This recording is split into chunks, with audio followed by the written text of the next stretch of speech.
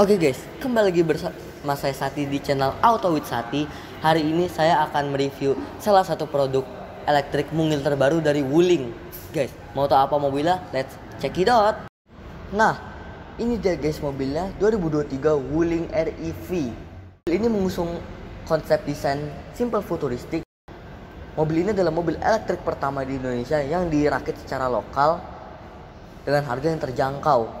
Bentuk dari mobil ini terlihat seperti mobil Smart Fortwo dan Toyota IQ.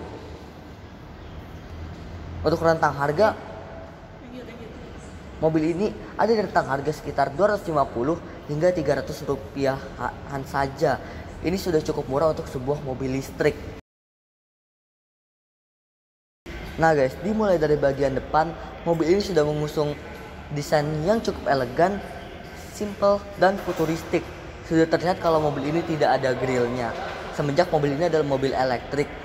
Dan di sini juga tidak ada radiator karena baterai dari mobil ini bersifat air cool. Nah, untuk pengganti grill di sini ada charger port yang ada logo Wulingnya berbentuk seperti ini. Di sini juga ada dua headlight, yaitu headlight atas yang berjenis DRL berbentuk menyipit dan ini menyatu dari bagian kiri ke bagian kanan. Nah, ketika lampu ini dinyalakan, logo Wuling ini juga akan menyala. Di sini juga ada headlight bawah yang berjumlah 4 buah berjenis LED berbentuk cakar. Di sini juga ada bumper yang bermaterial plastik dengan warna abu-abu. Oke guys, sekarang kita lanjut ke bagian samping. Oke guys, ini dia bagian sampingnya. Mobil ini terlihat seolah-olah tinggi karena proporsinya dan kaca belakangnya yang berbentuk vertikal dari atas ke bawah dan ini lebih panjang daripada kaca depannya. Nah, velg dari mobil ini terlihat tidak proporsional karena velg dari mobil ini terlihat kecil dibandingkan bodi mobilnya. Membahas velg, mobil ini memiliki velg berbahan besi dan kaleng berukuran 12 inci dan ada ban yang berukuran 145/70 R12. Nah guys, di sini ada spion yang berwarna hitam sesuai warna atap mobilnya. Ada kaca depan dan ada kaca belakang yang sesuai saya bilang ini lebih panjang daripada kaca depannya. Nah guys, desain dari bagian samping mobil ini juga cukup clean. Nah, membahas ukuran, mobil ini memiliki panjang sekitar 3000 meter dengan wheelbase sekitar 2,4 meter. Oke guys, sekarang kita lanjut ke bagian belakang. Nah guys, ini adalah bagian belakangnya, mengusung konsep desain yang mirip dengan bagian depannya, terutama dengan taillightnya yang berjenis LED berbentuk menyipit dari bagian kanan ke bagian kiri. Di sini ada lampu braking dan di bagian belakang ini juga desainnya benar-benar clean, tidak ada logo Wuling juga, tapi digantikan dengan tulisan Wuling yang berbentuk 3 dimensi dengan warna two tone. Di sini juga ada lampu LED bawah yang berjumlah 4 buah dengan bumper yang berwarna abu-abu bermaterial plastik. Seperti saya bilang, desain belakang dari mobil ini cukup clean ya terlihatnya. Gak terlalu banyak emblem juga di sini. Oke guys, sekarang kita mari buka bagasinya.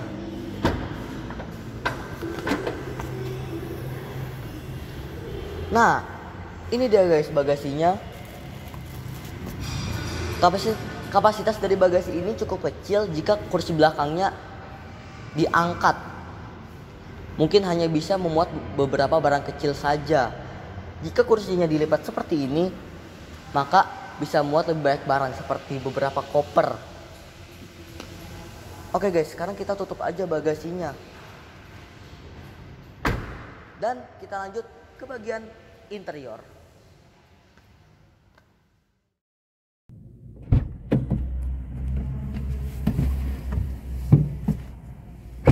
Oh, oke guys, ini interiornya. Interiornya mengusung desain yang mirip dengan mobilnya sendiri, yaitu simple tapi futuristik dengan berbagai fitur. Di sini sudah terlihat dari steering wheel kalau ini terdapat beberapa fitur seperti fitur infotainment dan voice command, walau tidak ada fitur driving control seperti yang ada di Innova Zenix. Nah, di depan steering wheel juga sebenarnya ada dua monitor. Yang sebelah kirinya itu adalah monitor infotainment yang memiliki fitur seperti WIND atau Wuling Indonesia Voice Command. Oke guys, sekarang mari kita coba aja voice commandnya ya. Oke Wuling, buka radio. Oke, menyalakan radio. Nah, seperti itu contohnya. Nah, WIND juga bisa membuka beberapa aplikasi seperti navigasi, habis itu infotainment tentang baterai mobil, dan radio seperti yang saya bilang tadi. Nah, untuk infotainment ini juga support Bluetooth dan konektivitas ke HP. Di bagian kanan ini ada layar monitor yang menjadi speedometer. Di sini terdapat info mengenai trip, meter speed, drive mode,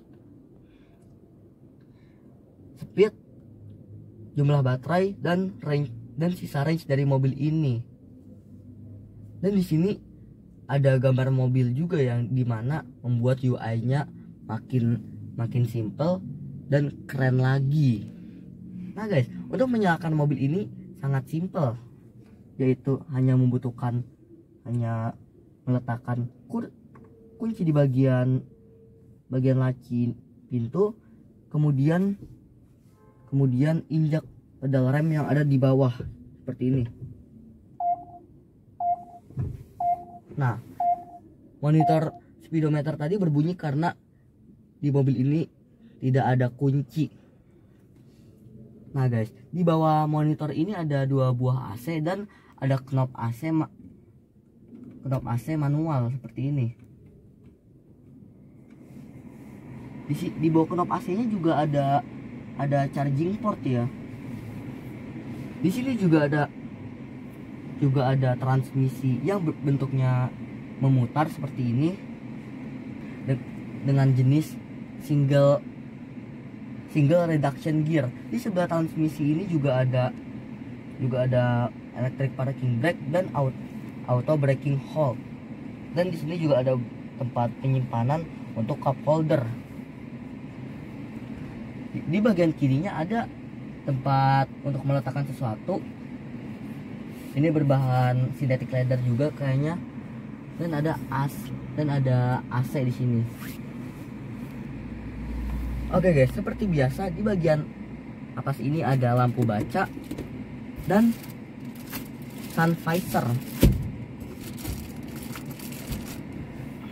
Oke, membahas kursi ini cukup empuk dengan bahan leather, memiliki aksen dot seperti ini, dan kursi ini berwarna abu-abu muda dan abu-abu yang cukup gelap.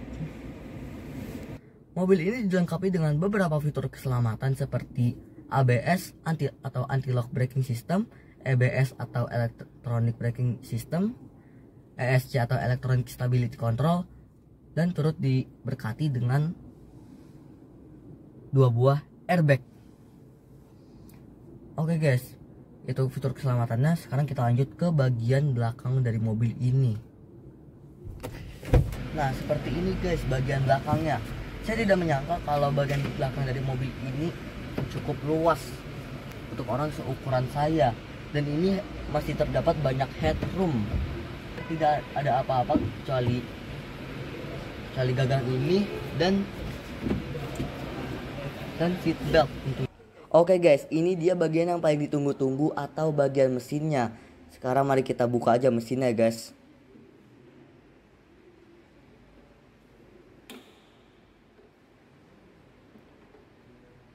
Nah guys, Wuling ini memiliki dua varian, yaitu varian standar range yang memiliki range sekitar 200 km dan long range yang memiliki range sekitar 300 km.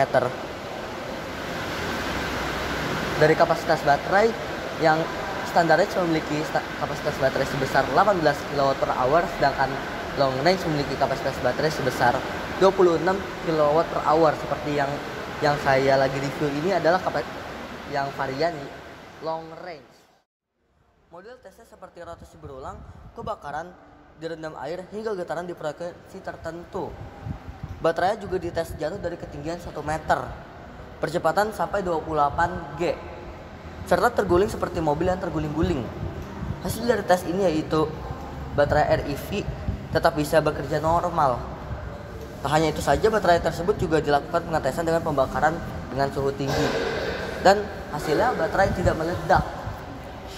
Saat direndam ke dalam air pun, baterai REV juga tidak mengalami kebocoran, sehingga diberikan sertifikasi IP67. Dengan demikian, Wuling REV tetap bisa digunakan walau dalam keadaan banjir. Untuk waktu pengisian baterai, untuk yang standar range, waktunya sekitar 8 hingga 10 jam, sedangkan yang long range 13 hingga 15 jam. Daya yang bisa diterima untuk baterainya sekitar 660 watt, atau jika daya yang diterima maksimalnya bisa mengisi baterai hanya dengan waktu 4 hingga 5 jam. Tapi masih belum bisa fast chargingnya, dayanya sampai 50.000 watt itu masih belum bisa. Nah, ini kap mesinnya udah dibuka. Di sini bisa diisi minyak rem, aki, dan cairan washer. Nah guys, walau mobil ini bentuknya kecil, tapi penggerak roda dari mobil ini RWD yang memiliki drive motor sebesar 30 kg. Untuk motor mesin dari mobil ini terletak di bagian belakang, sehingga saya tidak bisa menunjukkannya secara langsung seperti mobil-mobil yang biasa saya review. Oke guys, setelah saya mereview bagian mesin dari mobil ini, saya akan mengadakan sesi wawancara dengan Mbak Ike sebagai sales dari dealer Wuling ini. Oke guys, let's check it out. Nah guys, sekarang kita akan mengadakan sesi pertanyaan dengan Mbak Ike. Ya. Halo Mbak Ike. Ya. Jadi hari ini saya bakal nanya 2 pertanyaan buat Mbak Ike. Nah, pertanyaan yang pertama, jadi bagaimana tentang pengisian daya dari mobil ini, tentang tambahan daya untuk rumah-rumah yang katanya pengisian dari mobil ini minimal 2200 volt ya? Ya, kalau untuk rumahnya sendiri ini kita di minimal untuk daya untuk mobilnya sendiri di 2200 watt. Kalau rumahnya misalkan masih di 2200 kan berarti kan harus tambah daya tuh. Iya. Nah, kalau misalkan tambah daya, kita Wuling kasih gratis untuk tambah daya sampai dengan 11.000 wattnya. Oh, terima kasih. Nah, pertanyaan kedua, bagaimana tentang respon pemasaran customer dari mobil Wuling REV ini? Kalau pemasarannya sih cukup banyak peminatnya ya sekarang. Apalagi kan kalau untuk di daerah Jakarta bebas ganjil genap, terus progresif juga bebas progresifnya, pajak juga murah tahunannya. Jadi cukup banyak peminatnya juga sih. Oh gitu aja. Oke, terima kasih Mbak atas jawaban-jawabannya. Nah guys, ini kesimpulan dari saya. Kelebihan dari mobil ini menurut saya yaitu ada keyless entry, ada WIND seperti yang saya bilang tadi, voice assistant dari Wuling dengan bahasa Indonesia, dan ada hill start assist. Nah, kekurangan dari mobil ini menurut saya, mobil ini sudah bagus, tapi dimensi jok dari mobil ini terlalu kecil untuk orang yang memiliki postur badan yang besar. Oke guys, mungkin itu saja. Bila ada yang mau memberikan saran atau saran mobil baru untuk saya review, bisa letakkan di kolom komentar. Dan jangan lupa like, komen, subscribe, dan tekan tombol loncengnya untuk mendapatkan video-video terbaru dari channel Auto with Sati. Oke guys, see you later, bye.